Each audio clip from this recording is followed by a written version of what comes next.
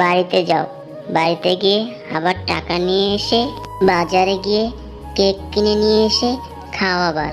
কেঁদো না বোন, আর কেঁদো না। চুপ করো তো গাছ, একদম চুপ করো।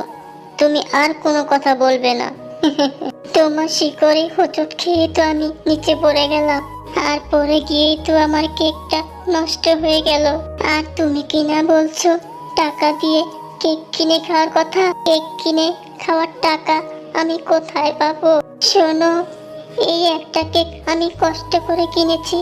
তুমি কি জানো আমার মা অন্যের বাড়িতে কাজ করে, একটা কেকই আমাকে কিনে খাওয়াতে পারে না। কত কান্নাকাটি করে মায়ের কাছ থেকে কেক কেনার টাকা নিয়েছিলাম। আবার কি মা আমাকে টাকা দেবে কেক কেনার জন্য? আমরা কি বড় লোক? আমরা তো অনেক গরিব, এত টাকা কোথায় পাবো?